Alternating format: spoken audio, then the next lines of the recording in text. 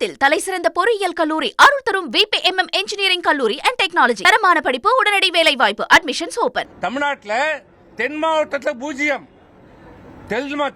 Delta மாவட்டத்தில் தொடை தெரியப்பட்டிருக்கிறது. சென்னை, காஞ்சிபுரம், திருவள்ளூர் மாவட்டத்தில் அனைத்து இந்திய அண்ணா திராவிட முன்னேற்ற கழகம் முழுமையாக தோல்வியடைந்திருக்கிறது. வெற்றி பெற்றது எங்க? வட மாவட்டம்.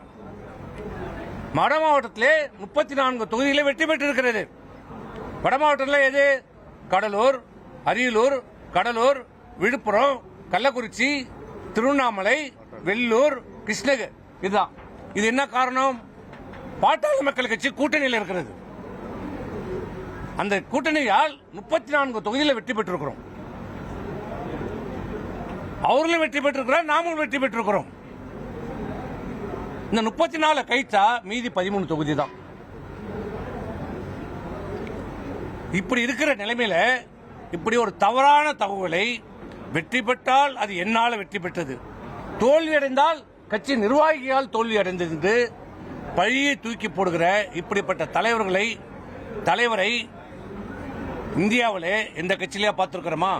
இந்தியாவில் இருக்கிற தேசிய கட்சிகளாகட்டும், மாநிலத்தில் இருக்கிற மாநில கட்சிகளாகட்டும், தேர்தலில் தோல்வி அடைந்தால், படுதோல்வி அடைந்தால் அந்த கட்சியினுடைய தலைவர் தார்மீக பொறுப்பேற்று அதுக்கு தோல்விக்கு நாங்கள் தான் காரணம் என்று பல தலைவர்கள் ராஜினாமா செய்திருக்கிறார்கள். ஏன்? ராகுல் காந்தி காங்கிரஸ் தலைவராக இருந்தபோது நடைபெற்ற நாடாளுமன்ற தேர்தலில் ஏற்பட்ட படுதோல்விக்கு பொறுப்பேற்று தன்னுடைய தலைவர் பதவியை ராஜினாமா செய்திருக்கிறார். நாங்கள் ராஜினாமா செய்ய சொல்லல, நாங்கள் ராஜினாமா கோரிக்கையே வைக்கல. நீங்க தான் பொதுச் செயலாளர் என்று இன்றைக்கும் சொல்கிறோம். தோல்விக்கான காரணத்தை ஆராயுங்கள். தொடர் தோல்வியில நம்ம இருக்கிறோம். இந்த தோல்வியில் இந்த கட்சியை மீட்டெடுக்க வேண்டும். உண்மையான நிலவரத்தை கலந்து பேசுங்கன்னு தான் நாங்கள் சொன்னோம். வேற எது? அதற்காக எங்கள் மீது பழி போடுகிறார். இன்னொன்று சொல்கிறார், திமுக கூட்டணிக்கு நாங்கள் தான் சொன்னோம் என்று.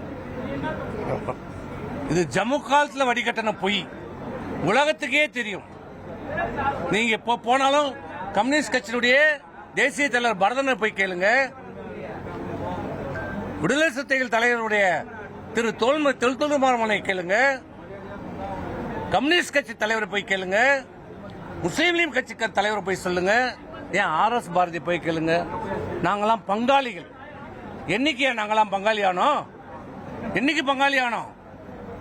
4ஆம் தேதியிலிருந்து எடப்பாடியாருக்கும் உதயநிதி ஸ்டாலினுக்கு ஏற்பட்ட அந்த உறவு பங்காளி என்று பேசுகிற அளவுக்கு உருவாக்கிச்சு.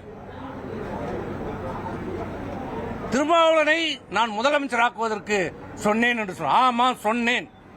நான் ஏற்கனவே பேட்டியில் சொல்லியிருக்கிறேன். ஏன் சொன்னேன்? எப்ப சொன்னேன்? எந்த நேரத்தில் சொன்னேன்? நீங்க சட்டமன்ற உறுப்பினர்கள் கூட்டத்தை உங்கள் வீட்டில் கூட்டினீர்கள். கூட்டி என்ன சொன்னீங்க? திமுக ஆதரவோடு நான் முதலமைச்சர் ஆவதற்கு ஆதரவு அளித்தார்கள். இப்போது சில கட்சிகள் அதில் ஒத்துக்கொள்ளவில்லை. அதனால் மாற்று திட்டமாக திருமாவளவனை முதலமைச்சராக்குவோம், மற்ற அமைச்சர்கள் எல்லாம் நீங்கள் எடுத்துக்கொள்ளுங்கள் என்று சொல்லுகிறார்கள் என்று சொன்னார். சொன்னபோது அது எப்படி நாம் ஏற்றுக்கொள்ள முடியும்? திமுக ஆதரவோடு நீங்கள் முதலமைச்சராவது ஏற்றுக்கொள்ளுகின்ற போது ஏன் திருமாவளவனை முதலமைச்சராக்கிவிட்டு நீங்கள் மீதி இருக்கிற 30 அமைச்சர்களையும் அதிமுக ஆக்குவதில் என்ன தவறு என்று சொன்னேன். நான் அதை மறுக்கலையே. இன்னைக்கு சொல்றேன், நான் சொன்னேன், உண்மைதான். எப்ப சொன்னேன்? நீங்க சொன்னதுக்கு அப்புறம் சொன்னேன்.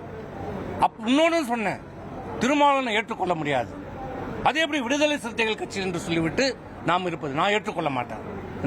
சரி, நீங்க ஏற்றுக்கொள்ள வேண்டாம். அப்பதான் சொன்னேன், அண்ணா திராவிட முன்னேற்ற கழகம் திமுகவை எதிர்த்து தொடங்கப்பட்ட இயக்கம். தாவேகா திமுகவை எதிர்த்து அரசு செய்கிறது, திமுகவை எதிர்த்து வெற்றி பெற்றிருக்கிறது. நாம் இருவருமே ஒரே கொள்கையில் இருக்கிறோம்.